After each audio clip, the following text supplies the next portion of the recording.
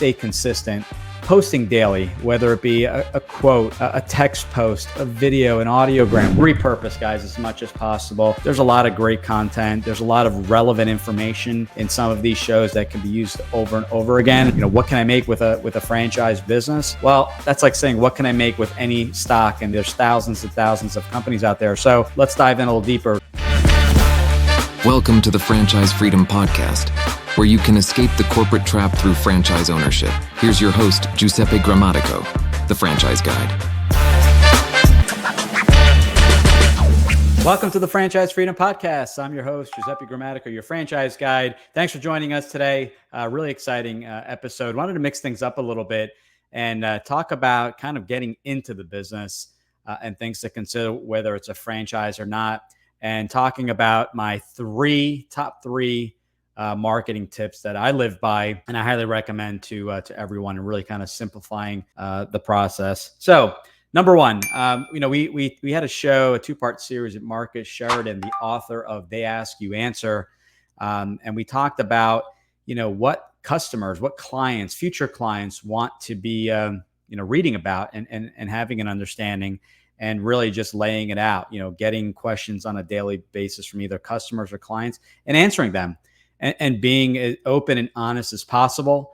I know, we were kind of joking around with Marcus and he said, well, if you kind of look at your own way of doing research, if you go to a website and pricing is not listed on the website and, keeping in mind, it's if it's project based, you at least want a range or something to work off of. That if I don't see pricing even mentioned, I go to the second Google listing and move forward and don't even set up that first call just to get pricing. So unless it's something very specific, like what's an addition on my home, which is going to obviously be very specific, but kind of looking at your own patterns and ways of searching things. So Marcus really talks about just answering and covering the concerns, the myths, the ranges. Being okay with mentioning your competitors and kind of what they're doing. If you specialize in one area, and I think we were talking about they specialize in vinyl, but they talked about concrete and fiberglass and things like that, types of pools. It's okay. Your customers want that information and they appreciate it. Just because you're talking about customer or different way in our world, franchising versus licensing, it's good. People want to be well educated in order to make the most informed decisions. So I think being very clear, and this is simply going through and jotting down every question you get on a daily basis, concerns you get, where people get stuck in the process, confusion, myths and misconceptions, and just about anything else you can think of. And being okay with just getting that question.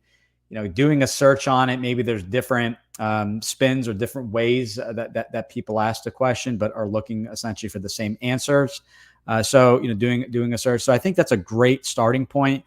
And if that's all you did, I think you'd be in a much better place answering people's questions, as opposed to going through the whole story of what your company does and just diving right in. There'll be a post on maybe who the business is, but exactly who you assist and the pressing questions people have that are looking to get answered right away. So because sometimes those concerns are so big that that client or their potential client or customer never moves forward. They never set up that call because they think franchising is all fast food and it's $1 million or more. So they kind of disqualify themselves without really understanding exactly what's involved and what options people have in a franchise. So They Ask You Answer. I'll link the past two episodes. And I think that alone, you can build a pretty robust marketing engine. Adding to the fuel there, I think the second piece of advice is you need to stay consistent. Social media, if someone misses that post for the day, odds are they're not seeing it, right? Sometimes it pops up and the algorithms are constantly changing, but posting daily, whether it be a quote, a text post, a video, an audiogram, whatever it is, putting that information out daily for the algorithms and being on a few platforms. Now, Marcus recommends sticking to one, learning it really well, like LinkedIn, before moving on to others. So that's a great starting point. because you want to be, on each platform, you're going to post differently. Instagram will want more photos. Maybe LinkedIn will be more text, or Twitter will be more text, or X, I should say. So, take a look and you'll start to learn the different platforms. So those are the platforms that we don't have much control over. Where we have a lot of control is our website. So in anything we're posting, part of this strategy too is, it doesn't have to be necessarily daily, but it could be a weekly blog. Maybe like I do for my show, it's a weekly blog that includes the Buzzsprout embed for the audio of the podcast, as well as the YouTube, and then an actual article if people prefer to read. So that's the stuff you own, and that's how you build your SEO engine, and start really building some traction to the website. In the event, a TikTok goes down, or Instagram is down, or two platforms merge. And this is free platforms that are out of our control. So that's another big recommendation: is be relevant, post daily, and you'll, just like we did, you'll start to have people, qualified individuals, contact you because they are absorbing the content. They're seeing the questions that you're answering on a daily basis. And a big part of this, and this is part 3, and they all essentially tie together, is repurpose as much as possible. You're going to have 3 to 4, maybe 5 main talking points, things that you want to hammer home. You may start off with something you're most comfortable with, and that may be a podcast. And that podcast, just because you're not shy of the camera, you like to speak, and it may be a 20-30 minute podcast that may be converted into a blog, that may get converted into 5 snippets or shorts, an audiogram, maybe a carousel, and a few others. So repurposing where you can. As I mentioned, on social media, people may not be on a daily, so they may have missed a previous post. You may have done a long form podcast that individual did not have time to listen to, but all of a sudden you have a carousel that talks about the 3 top 10 3 recommendations for marketing. Now it's like, okay, you grab the interest, and then they go back and maybe listen to that episode, or they didn't have access to internet to download the video, or they're just it's audio just because of the work environment, or whatever the case may be. It's great to repurpose because it's getting a lot more eyeballs. You're creating this sense of omnipresence where you're kind of all over, standing out as the brand authority in that business, and really getting access to different markets, demographics. Some people are hanging out more on Instagram, others are on LinkedIn, or they do more business on LinkedIn, and maybe they hang out and more personal on Instagram and the various other platforms. So just to recap, they ask you answering your customers and clients' future questions and questions that you're getting on a daily basis. You can include what you can anticipate, but listen to their questions. Dig in a little bit deeper, because one question, you dive in a little bit deeper. So, what can I make with a franchise business? Well, that's like saying, what can I make with any stock? And there's so many, there's thousands and thousands of companies out there. So let's dive in a little deeper. So what are you really asking?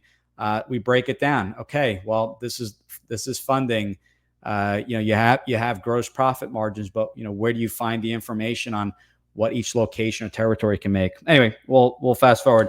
Next, be relevant and post daily on multi-platforms, including at bare minimum a weekly post on your website where you have full control. And repurpose, guys, as much as possible. There's a lot of great content. There's a lot of relevant information in some of these shows that can be used over and over again. And I'm not saying, repurpose it for the entire week, but maybe it's some main marketing tips and that go out a couple times a month. That talk about similar things, maybe different scenarios and things like that. So those are my 3 marketing tips. Now, when it comes to a franchise, certain franchise companies will have turnkey marketing, where you're kind of taking not a backseat, but you're reviewing the KPIs, making sure the marketing is working, the lead quality is there, and sales are closing these leads and these appointments and things like that. Others will, they'll give you more of the marketing asset to deploy. You see that in B2B, where the asset's there, and then you're on your own to post to social media. But you essentially have the autonomy to run with it, with whatever medium you're most comfortable with. Is podcast better than a workshop or a blog? No, excuse me, just different ways, which are you going to be more consistent with is my advice. So those are my tips. Hope you enjoyed them. Let me know if you have any questions. Looking forward to your comments. Talk to you soon, guys. Take care.